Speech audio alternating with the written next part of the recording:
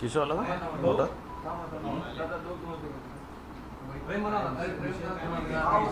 भाऊ तुमच्यावर गडचिरोली जिल्ह्याची जबाबदारी दिलेली आहे. गोंदिया आणि गडचिरोलीची मुख्यमंत्री तिथे पालकमंत्री आहे. मोठं टास्क आहे, काय सांगणार? मोठी जबाबदारी आहे. नाही, ही गडचिरोली जिल्ह्याची जबाबदारी मिळाली म्हणून म्हणजे फक्त 3-3 महिन्याचे जे आमचे भारतीय जनता पार्टीचे प्रदेशाचे जे कार्यक्रम असतात त्या कार्यक्रम प्रभावीपणे त्या भागांमध्ये राबवून घ्यायचे, असं ते प्रभावी पदाचं जबाबदारी आहे. ती काही संपूर्ण जिल्ह्याची संपूर्ण कारकिर्दीसाठी जबाबदारी नाही आहे.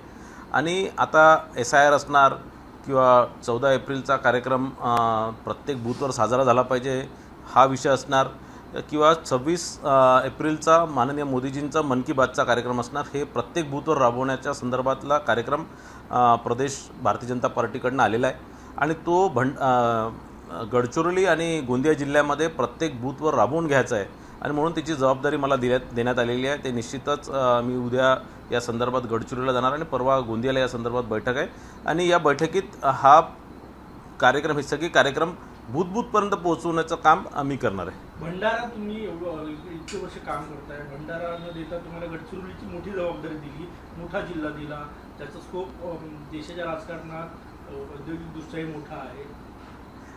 नाही, भंडारा ही काही कोणत्या निवडणुका नाही आहेत किंवा त्या भागातले काही प्रतिनिधित्व मला दिलेलं नाही आहे. हे फक्त संघटना दृष्टी प्रत्येकाला दुसऱ्या जिल्ह्यात जाऊन काम करण्याची एक संधी पक्षाच्या माध्यमातून दिली जाते. त्या जिल्ह्यामध्ये जाऊन त्या भागातील नेतृत्वाला सोबत घेऊन तिथे प्रभावीपणे सगळ्या कार्यक्रम राबवण्याच्या संदर्भात हे काम आहे आणि म्हणून प्रत्येकाला दुसरा जिल्हा दिला जातो, त्याचा गृह जिल्हा दिला जात नाही. काही बातम्या अशा येत आहेत कालपासून आणि ठळक मथळ्यात त्या बातम्या येत आहेत की तुमचं काही डिमोशन करण्यात आलं आहे, तुम्हाला तिकडे पाठवण्यात आलं. याचा तुमचं स्पष्टीकरण काय आहे? तुम्ही पक्ष नाही, असं काही डिमोशन करण्यात आलं नाही. मी संघटनेमध्ये प्रदेश संघटनेमध्ये सचिवची जबाबदारी माझ्याकडे आहे आणि प्रत्येकाला आपला होम जिल्हा सोडून गृह जिल्हा सोडून दुसरीकडे जबाबदारी देतात. भंडाराला सन्माननीय आमदार बंटीजी भांगडे यांना दिलेला आहे. प्रत्येक जिल्ह्यात वेगवेगळ्या भागातील नेत्यांना, वेगवेगळ्या जिल्ह्यातील नेत्यांना तिथे जबाबदारी दिली आहे. त्या नवीन जिल्ह्यामध्ये जाऊन काम करण्याची एक संधी आम्हाला या माध्यमातून मिळालं. कोणाला डिमोशन किंवा प्रमोशन याच्यात नाही. हा 3 महिन्याचाच कार्यक्रम आहे, तर मला असं वाटतं त्याच्यात काही डिमोशन आणि प्रमोशन काही विषय नाही आहे. विजय वडेट्टीवार असं म्हटलं की खराच्या ठिकाणी जर एखादी मुसलमान असतात तर सगळ्या मुसलमानांची वरात काढली. नाही, असं काही नाही. ते मला असं वाटतं काही विजय वडेट्टीवार जी मुस्लिम समाजाच्या भावना भडकवण्याचं काम अशा प्रकारचे स्टेटमेंट देऊन करतात आहे, असं काही नाही. खराटांवरतीही कडक कारवाई राज्य शासन करू शकली. त्यांच्या काळात त्यांनी ही हिंमत दाखवली नाही. ती हिंमत माननीय फडणवीस साहेबांनी दाखवली. इतक्या मोठ्या एका भोंदूबाबाला बेड्या टाकणं आणि जेलमध्ये टाकणं हे फार हिमतीचं काम आहे आणि असे जितके भोंदूबाबा आहेत ज्यांच्या तक्रारी राज्य शासनाकडे येतील त्या सगळ्यांवर या प्रकारच्या याच्यापेक्षाही कडक कारवाई केल्या जाणार. शरद पवार भाष्य केलेलं आहे. वारकरी संप्रदायामध्ये प्रतिगामी लोकांची मोठी घुसखोरी होते आणि वारकरी संप्रदाय जवळपास 60% लोकांची मागणी धर्मांध शक्तीला बळ देणारी आहे. वारकरी समाज हा विठ्ठलाला मारणारा समाज आहे, विठुरायाची आराधना करणारा समाज आहे आणि इथे कोणती दुसरी विचारसरणी कोणती नाही आहे. हे सगळे हिंदू आहेत आणि हे हिंदू विचारसरणीचे सगळे लोक आहे. देवाला मानणारी विचारसरणी आहे आणि मला असं वाटतं पवारसाहेबांचा फार प्रयत्न होता की उजव्या बाजूला येण्याचा, पण तिथे कुठेतरी त्यांना घुसखोरी करता आली नाही किंवा तिथे कुठेतरी त्यांना एंट्री भेटली नाही, म्हणून ते आता कुठेतरी डाव्या बाजूला आणि डाव्या विचारसरणीचे जे अजेंडा आहे ते कुठेतरी मीडियापुढे बोलतात आहे.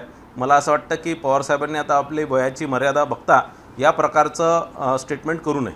भाऊ, नागपूरमध्ये एका महिलेची फसवणूक खरातनं केली, 2.5 कोटी रुपये तिच्याकडून उकळण्यात आले. विधी व न्याय विभागामध्ये काहीतरी पद देण्यासंदर्भात काही पैसे झाले. हे प्रकरण नंतर EOW मध्ये गेलं. नंतर हे प्रकरण हायकोर्टामध्ये जाऊन मध्यस्थीत क्रॅश झालं. भारतीय जनता पक्षाचे नेते म्हणून असे काही प्रकरणं जर पुढे आले तर तुम्ही काही याचा मदत करणार का पीडितांना आणि आव्हान काय? निश्चितच या प्रकारचे कोणतेही प्रकरण कॅप्टन खराटच्यांबद्दल जे भोंदूबाबांच्याबद्दल काही येतील किंवा यांच्या व्यतिरिक्तही आणखीनही काही प्रकरण येतील त्यांच्यावर निश्चितच कारवाई करण्यात येणार. माननीय फडणवीस साहेबांच्या सरकारने या संदर्भातला कायदासुद्धा आणलेला आहे आणि कॅप्टन खराटांच्या विरोधात मोठ्या प्रमाणात कारवाई आता केली जाते आणि या प्रकारच्या तक्रारी महाराष्ट्र किंवा महाराष्ट्राच्या बाहेरूनही आल्या तर निश्चितच त्या तक्रारीची दखल घेऊन या सगळ्या याच्यावर कडक कारवाई करण्यात येणार. दिल्लीतील कार्यक्रमामध्ये महाराष्ट्रातील IAS अधिकारी मनीषा म्हैसकर म्हणून आहेत. त्यांनी असं सांगितलेलं आहे की 2023 मध्ये महायुती सरकारमधील एका मंत्र्यानं मला महिला अधिकारी नकोय असं स्टेटमेंट दिलं होतं असं त्यांनी सांगितलं. म्हणजे कुठेतरी महिलांना डावलण्याचा प्रयत्न केला गेला. मला माहीत नाही आणि महायुतीच्या सरकारचं नसणार, ते महाविकास आघाडी सरकारच्या संदर्भात ते त्या संदर्भात बोलले असणार. कारण महायुतीच्या सरकारमध्ये त्यांना सगळेच चांगले पदं आणि मिळालेले. आज ते आमच्या महाराष्ट्राच्या गृहसचिव आहेत आणि निश्चितच एक फार मोठी जबाबदारी त्यांना देण्यात आलेली आहे. माननीय फडणवीस साहेबांच्या राज्यामध्ये महिलांना मोठं स्थान देण्याचं काम त्यांनी केलेलं आहे. याच्या आधी मुख्य सचिव ज्या होत्या, पहिल्या मुख्य सचिव या महिला करण्याचं मानसुद्धा माननीय फडणवीस साहेबांनाच मिळालेलं आहे. मुंबई महानगरपालिकेच्या आयुक्त पदावरही महिला बसवण्याचं काम माननीय फडणवीस साहेबांनी केलेलं आहे.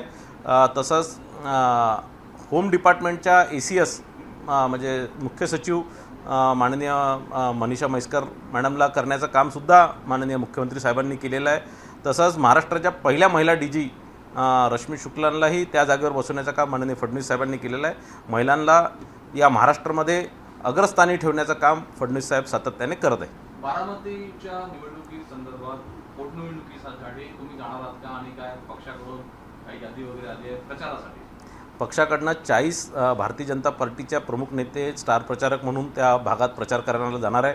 मला जर पक्षाने जबाबदारी दिली, जसं केरळला मी गेलो होतो मागच्या 20-25 दिवस तिथे थांबून केरळमध्ये प्रचार केला, पक्षाने जबाबदारी दिली तर तिथेही जाऊन प्रचार करणार आणि पक्ष जिथे जिथे सांगणार तिथे तिथे सगळेच पक्षाचे कार्यकर्ते नेते प्रचार करायला जात असतात. तुम्ही केरळमध्ये होता 25 दिवस. केरळमध्ये काय स्थिती आहे? भाजप कुठल्या पोझिशनवर असेल, कुठल्या मतदारसंघात? मला पुंजार कुट्टम जिल्ह्यामध्ये पुंजार विधानसभेची जबाबदारी दिली होती. तिथे भारतीय जनता पार्टीचे उमेदवार PC जॉर्ज होते आणि निश्चितच तिथे स्थिती चांगली आहे. तिथे आम्ही 100% सीट जिंकू शकतो. इतर ठिकाणचं मला तितकं कल्पना नाही, पण निश्चितच यावेळेस जे केरळामध्ये मी फिरलो 25 दिवस, तिथे विविध भागांमध्ये जे मी गेलो होतो तिथे सत्ता परिवर्तन होणार हे 100% गॅरंटी आहे. पण कोणाची सत्ता येणार हे आज सांगता येणार नाही. भंडारा जिल्ह्यातला एक प्रश्न आहे, धान उत्पादक शेतकरी जे आहे त्यांना सॅटेलाइटच्या माध्यमातून त्यांनी एकंदरीतच किती धान कोणत्या क्षेत्रामध्ये उगवलं जाईल तेवढंच फक्त स्टॉक घेत आहे, बाकीचा स्टॉक ते घेत नाही आहे. त्यामुळे टेक्नॉलॉजी जशी वाढली तर शेतकऱ्यांची अडचण निर्माण झाली आहे.